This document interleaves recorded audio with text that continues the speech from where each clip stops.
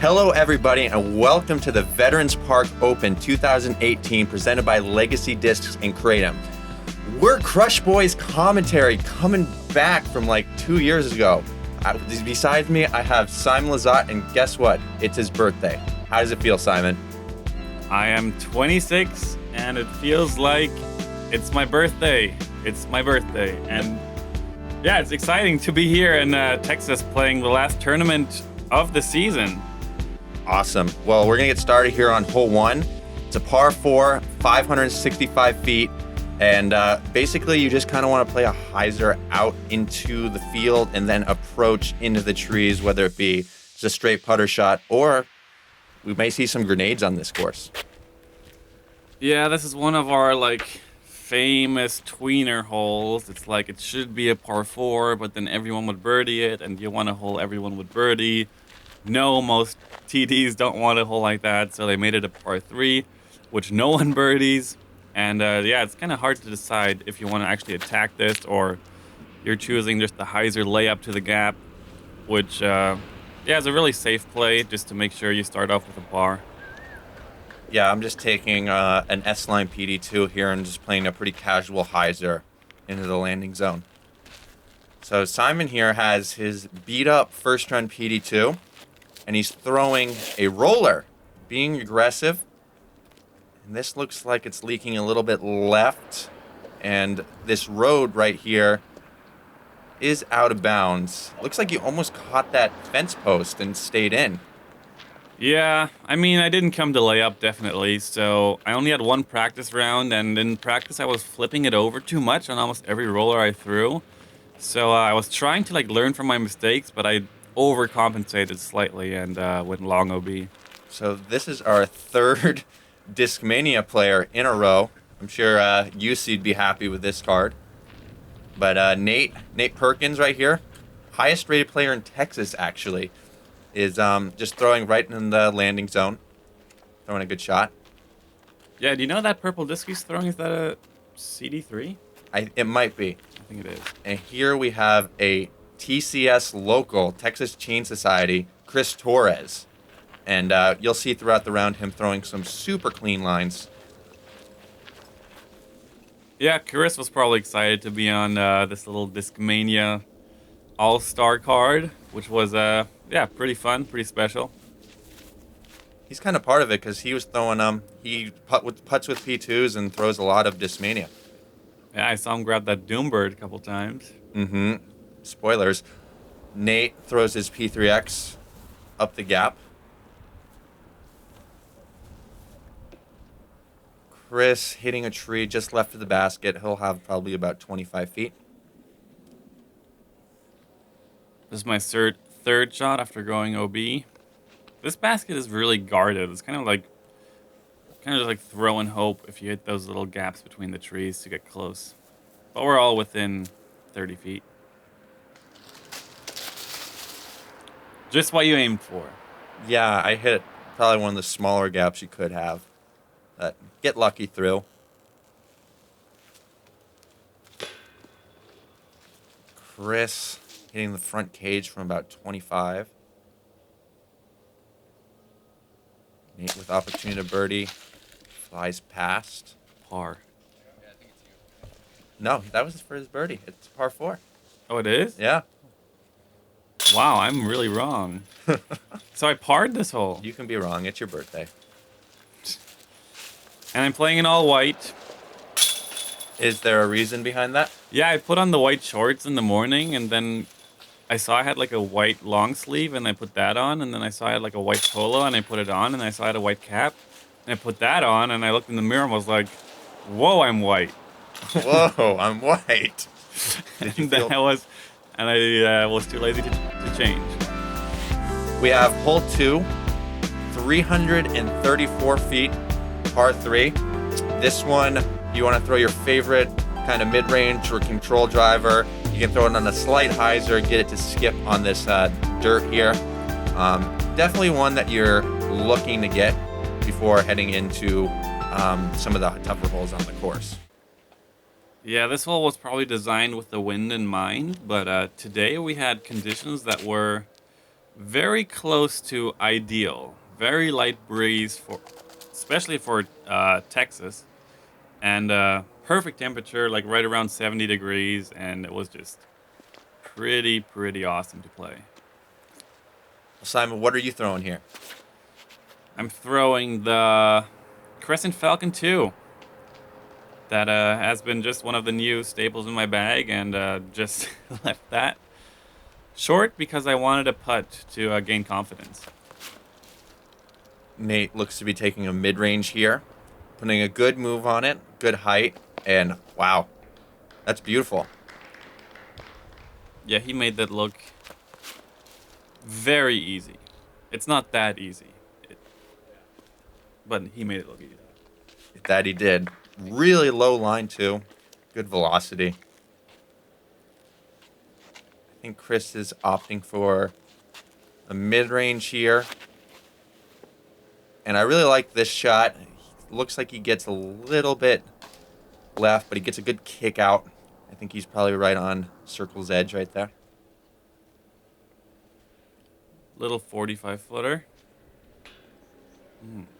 Just a little Cage Nick. A little Nicolas Cage right there. Yeah, not too bad. Drawing metal is always good. Great putt by Chris. Nice extension.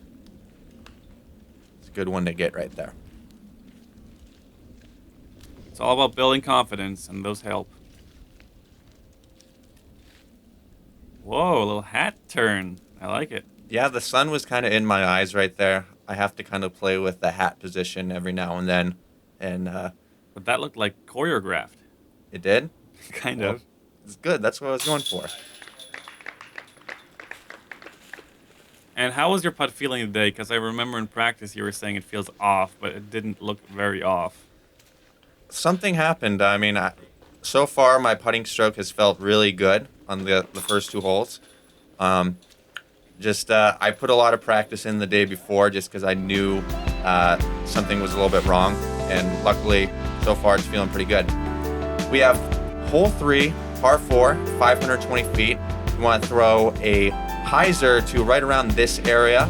And then you'll notice there is a painted line. This hole is actually an island. There's about a 25 to 40 foot gap in between. And the island's actually pretty small. So you'll want to probably throw a grenade on your second shot if you have it. But if you position yourself right, there is a straight shot. Yeah, so we're throwing pretty far uphill here. You can basically throw it as hard as you possibly can. You can't really reach that path, which is not OB. And I don't know, this hole was a bit silly with that tiny island like tucked into the woods. But yeah, especially in the wind. Like, I'm glad I don't have to play this in the wind. Nate puts a good move on it with that purple disc. He'll be in a pretty good position to attack the island with the straightforward gap.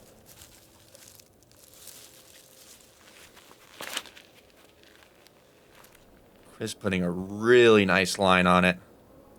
Nice sweeping hyzer, which is what you want. Yeah, that was right by your disc. Simon throwing his favorite German PD2. I heard him mention that it was a really bad throw. Was that true? It wasn't terrible. It was just a lot wider than I wanted it. It flipped a lot more than I thought it would. But I'm still in position to attack. Looks to be you're throwing a little S-line P2, and you nick a tree, but you're safe on the island. Yeah, that one tree is really the one to miss. But it's inbound, so as long as you hit it and don't get the worst kick, you'll be pretty safe. So Nate hits safe on the island, but unfortunately skips off. He'll be going to the drop zone. Right here, I'm throwing grenade number 1 of the round. Throwback to the Grenade City from last year. What disc was that? That was a Metal Flake FD3. Chris putting a beautiful shot on the island, up the gap. I'll be putting from about 20 feet.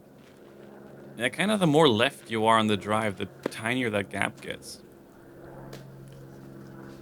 Nate being a little bit aggressive there. It looks like he wanted to save his par. Simon with a nice birdie putt.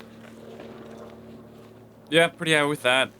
I thought at that point I bogeyed hole 1, so I was happy to get back to even par, but now I know I was actually 1 under. See, now you feel better about yourself. I do feel better about myself. But yeah, this hole basically is a 3 or a 5. To get a 4 on this hole, you probably have to make the island and miss the putt, which the island is small enough to where if you get on, you should be in position to make your putt. But a 5 really isn't too bad on this because you kind of expect it before even playing this hole. Yeah, 3 threes on this hole is really good. Nate got a little unlucky.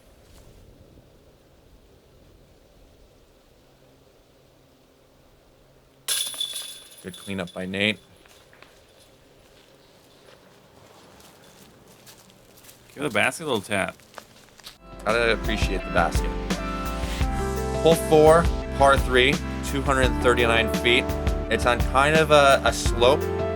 So the ideal shot here is either throwing some sort of over-the-top grenade thumber, or there is an opportunity to throw kind of a spike sidearm, which we'll see if these guys kind of opt for that.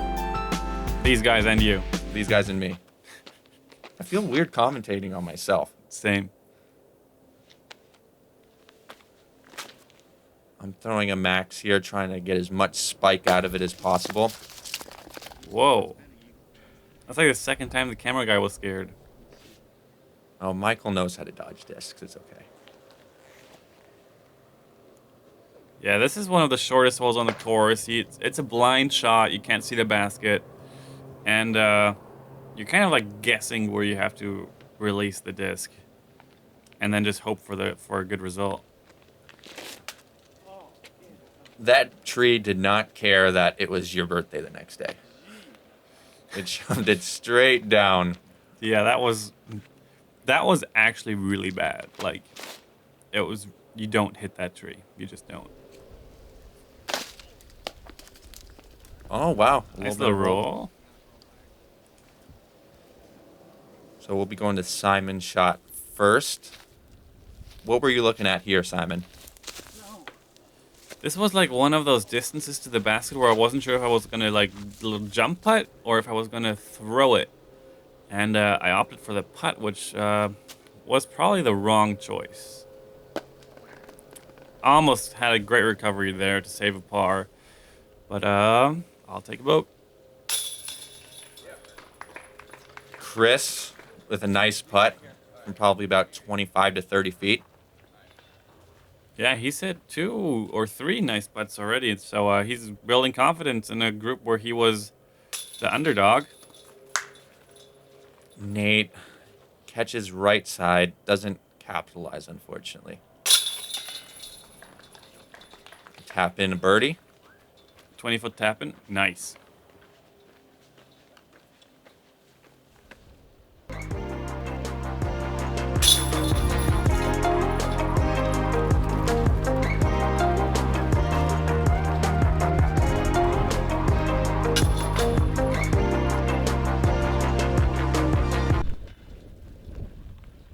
Now on to hole number 5, par 3, 349 feet. This is kind of the top of the world shot on this course. You get to look out over all of Dallas, or not really, towards Fort Worth. Fort Worth. But yeah, you just kind of want to throw a high shot that kind of pinpoints landing in this little open area. It's really easy to find yourself kind of in the bushes on this one. Yeah, this hole's cool because it's so guarded, but you can see the basket from the tee through like a tiny gap, which is nice. And it's an over-the-top shot with a cute, cool view. But the landing area is so small, and if you don't hit that landing area like you perfectly not did, is you are scrambling for a par at that point. So a little insight, there was actually a little bit of wind on this hole. It kind of felt like a head right to left, so I thought that was going to carry left a lot more than it did, but it just kind of seems that they were just pushing all the discs down a little bit early right. But Nate kind of adjusts a little bit on this one, and where he's at, he should have a little bit of a look. Yeah, I was going last on the tee, so I could read all you guys' shot. I tried to put more hyzer on it, keep it a little tighter, and oh my god. Now I saw that that was kind of unlucky. Yeah, out of your hand, I thought it was really good, and when we're playing, to see you where you were was a little bit surprising. I mean, I thought I left it a bit short, but I hit that top little branch and it kicked straight down into that spot. I still had a run at it right here, which I was happy about, but not quite. Could have been parked. Could have been parked one day. Maybe today. It's your birthday. I hope so. Nate with a great putt right there. A compromised straddle, and he sinks it. Ah, cool shot there. Solo birdie for Nate. I had to get on a knee right here. Nothing really to worry about, but giving it a little extra time to make sure I put it in.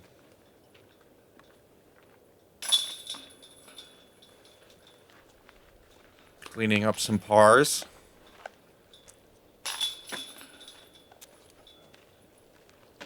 The cool thing about doing commentary on your own round is that you kind of see what happens, everything you can't see during the actual round.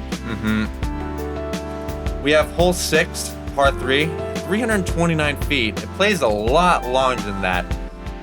You have a hill sloping from right to left. So the ideal shot is a sidearm because it'll play into the hillside, but a lot of players can't really get a sidearm that high up the hill. But we'll see Nate Perkins opt for a forehand.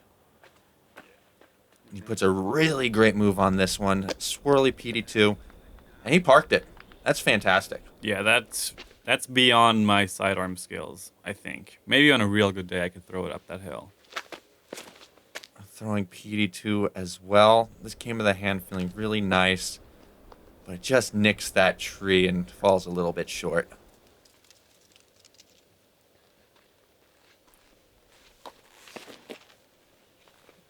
Chris just releasing it a little bit too low with a little bit too much anhyzer. He's going to find himself in a rough spot. Simon said something in German, I think. He'll find himself left and approaching upwards towards the basket. Yeah, way early release. Just not feeling extremely confident. Luckily that one sat. A little forehand approach.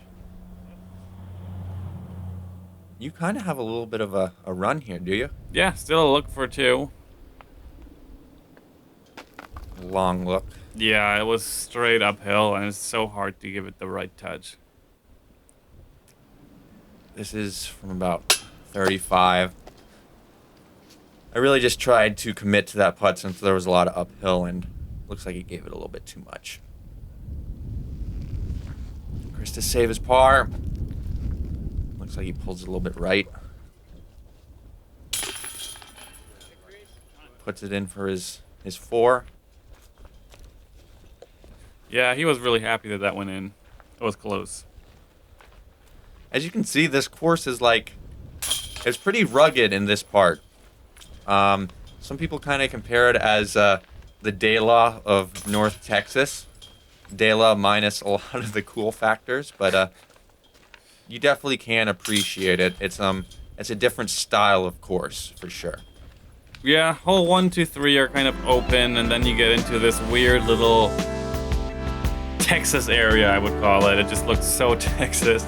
And there's the holes seem kind of random thrown into there, and I don't know, I think it plays kind of cool. There's some cool shots, but I think we have 1 or 2 more holes after this, and then it opens up again, and it'll look more like park golf. So this is hole 7, par 3, 360 feet. This one's really, really difficult. Again, we're playing from a right to left slope, and the way this landing zone shapes up, like Nate shot so good, but the way the hyzer comes in, it just filters down the hill. So it's a really difficult hole because you want to kind of send it on a hyzer and then have it finish flat. what I'm doing is another thing you can do, force over a forehand, but I don't force this over and find myself way right, and that's really what you don't want to do. It's really hard to kind of get to the basket if you find yourself on the right side of the fairway. Yeah, this hole only says 360, but it feels like 450. Easily. I got a good break there. I left it way high, way early, and kind of got a good breaks there and curled up nicely. Chris's shot pulled a little bit wide. There's like a guardian tree on that side, so you can throw the big hyzer, but you kind of have to count on just missing it. And here I was talking about the right side. You're kind of pinched off, throwing to a crazy slope. So I had to do some sort of compromised nose-up Anheuser putter shot. And luckily, I've left myself with the opportunity to save a 3. Yeah, these upshots are not easy on this slope. It's crazy how the cameras don't show any elevation, really. Oh, a little bit. Yeah, it looks like Chris has just filtered down the hill as well. Nate gives it a really good run. That would have been 3 for 3 for Nate on some of the tougher holes on the course. It's a great putt right there. Yeah, almost I had to like a horseshoe putt around there to reach it, and right under a branch. It's nice to have that hill behind the basket so you can really just go for it, and I wanted to just make sure I don't leave it low. You know, a lot of players can't even do that putt. A nose-up spin putt, so you should feel very happy that you're even able to execute a shot like that. Thank you to my 7-year-old self for figuring that out. Shout out to 7-year-old Simon. 20 years ago. Or 19. 19? You're not 27. That's next birthday. So we got 3 pars and a birdie for the Wunderkind. This hole 8, par 3, 395 feet. There's multiple gaps you can take depending on your power level. A lot of people opt for the kind of straight up the gut to try to get a look. There's also a power opportunity to go kind of high over the trees with a soaring hyzer. And we'll see what route Simon chooses to take. He's going for the power hyzer, and he just misses the top of that tree. And it's looking really nice. That was shorter than I thought it was off the tee. This hole, I don't know, this is hole 8. And I don't know, I feel like 6 of the 8 holes so far have been uphill. This one is also very uphill. And it's like a full-on, as hard you can possibly throw to get it there. Nate put a really good shot up there through the straight gap, but he's kind of behind a bush. I'm trying to go huge over the top, but I pulled a little bit right. There is OB on the right side across that sidewalk, but somehow I get lucky through the trees and find myself safe.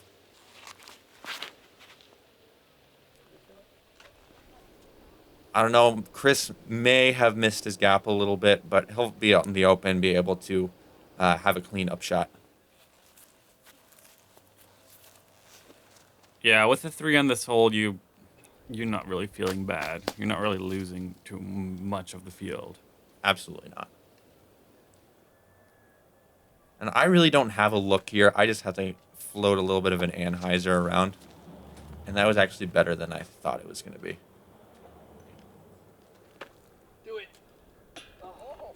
Nate's all over the basket right now. Yeah, great sidearm run there.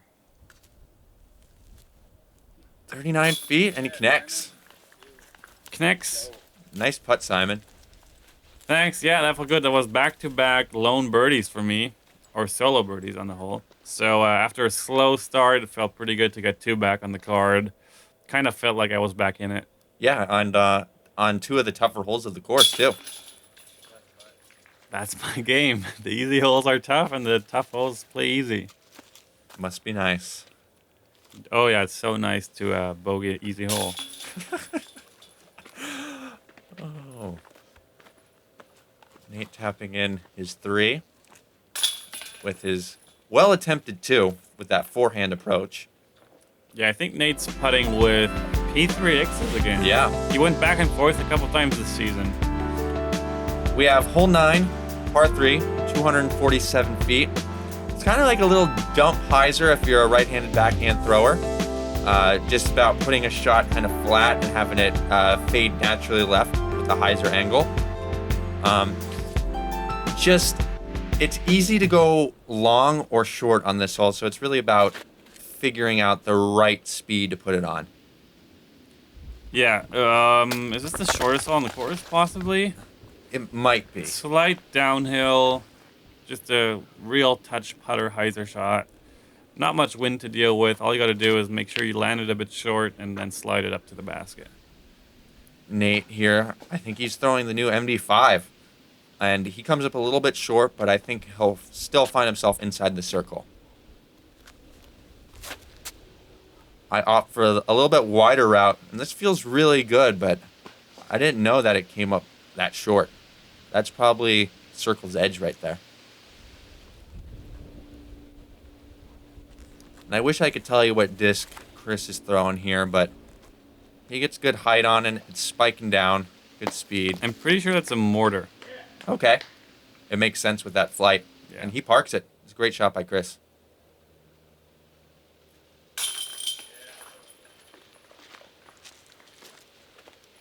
No doubt. No, there was some doubt, honestly.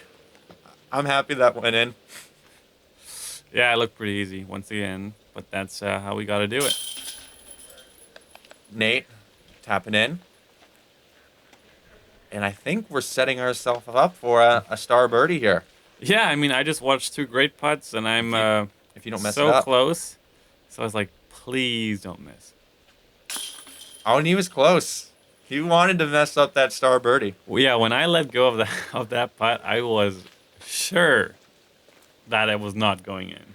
Well, thank you, Dynamic Disc Veterans, for catching Simon's putts. It knew it was going to be my birthday.